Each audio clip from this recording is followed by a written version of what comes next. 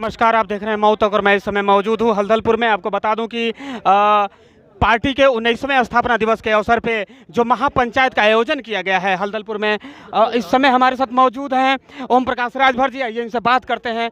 Sir, ये जो 27 तारीख का कार्यक्रम है, महापंचायत कार्यक्रम है यहाँ पे, तो कौन कौन सी ऐसी पार्टियाँ हैं जो मंच साझा करेंगे? भागीदारी संकल्प मोर्चा में जो भी दल शामिल हैं वो प्लस समाजवादी पार्टी, दोनों पार्टी का अलायंस की घोषणा आपके 27 अक्टूबर को इसी मंच पे होगी। सर, यहाँ पे अगर बात करें, अगर जैसे समाजवादी पार्टी के साथ आपका गठबंधन हुआ है, बातें चल रही हैं, सर क्या अनुमान है कितनी भीड़ होगी यहाँ पे? न भूतो न भविष्यो, इस तरह का कार्यक्रम हम करते हैं और वैसा कार्यक्रम होगा। पिछली बार आप बीजेपी के साथ थे, इस बार आप समाजवादी पार्टी के साथ हैं। क्या लग रहा है कि इस बार कुछ सत्ता में परिवर्तन होगा? राजभर जिसके साथ रहते हैं उसकी सरकार बनती है। ठीक है, पिछली बार वहाँ थे तो उनकी बनवा दिए, अब यहाँ हैं तो समाजवादी पार्टी और भागीदारी संकल्प मोर्चा की सरकार बनेगी। बलिया के एक मंत्री है, उन्होंने कल का बयान दिया है कि देखो उत्तर प्रदेश में महंगाई है नहीं, और जिस हिसाब से लोगों की आमदनी बढ़ी है, जिस हिसाब से लोगों की आमदनी बढ़ी है उस हिसाब से महंगाई नहीं बढ़ी है। इस पर सर क्या कहना चाहेंगे आप? मंत्रियों की आमदनी बढ़ी है, इस नाते वो बोल रहे हैं।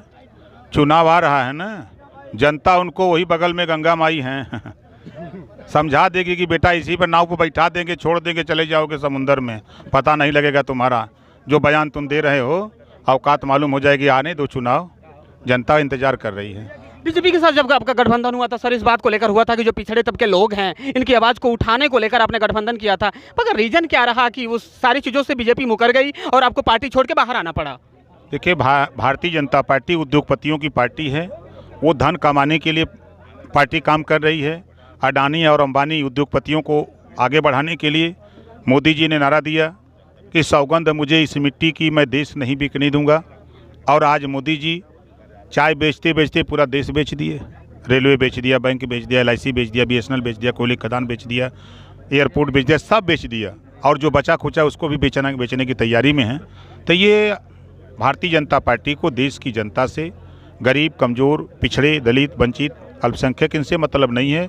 इनसे सिर्फ सत्ता पे कब्जा करना और सत्ता से कब्जा करके देश को लूटना है खाली।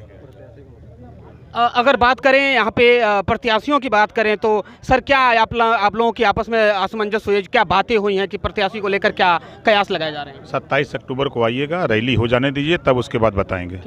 ये थे भारतीय जनता पार्टी के ओम प्रकाश राजभर जी, और जिस तरह से इन्होंने बीजेपी से बगावत करके और इस समय समाजवादी पार्टी के साथ हैं, और 27 तारीख को जिस तरह से महापंचायत होने वाली है, तो कहीं ना कहीं एक उत्तर प्रदेश की राजनीति में बहुत बड़ा बदलाव देखने को मिलेगा। आपको बता दूं कि 27 तारीख को अखिलेश यादव जैसे कि इस पार्टी के साथ जुड़ रहे हैं, और इस मंच पे आपको बता दूं कि यही मंच है जहां पे अखिलेश यादव 27 तारीख को पार्टी के साथ जुड़ेंगे।